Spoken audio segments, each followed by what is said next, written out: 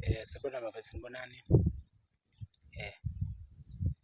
Sengiwakhuluma bafethu izimpi la ku-TikTok. Kuliwa kulwa nabantu, kulwa ney'nyanga bafethu. Ngicabanga ukuthi iy'nyanga y'gcwele abantu. Kusho zonke lezi zinto bafethu. Sekhunywa kakhulu bafethu. Siyavuma bafethu, ikhona inyanga igcwele abantu. Bakhona vele abantu abazigebengu.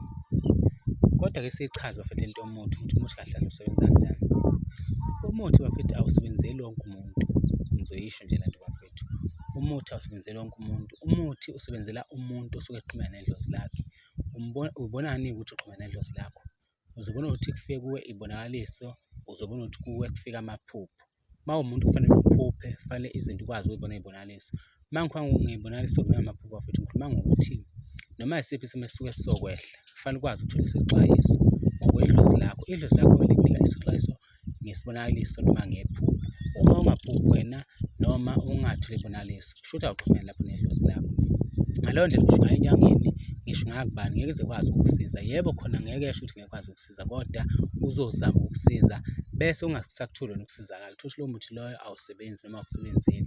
Bese ubona lo mhlampe lo muntu lona uyi-scam noma mhlampe uyakurobha. Usuke engakurobhi umuntu, usuke kuyidlozi lakho wena uqobe lingaxhumene nawe. Kubalulekile ukuthi uma umuntu idlozi lakho lixhumane nawe, idlozi lakho likwazi ukukhuluma nawe ngamaphupho nangebonakaliso.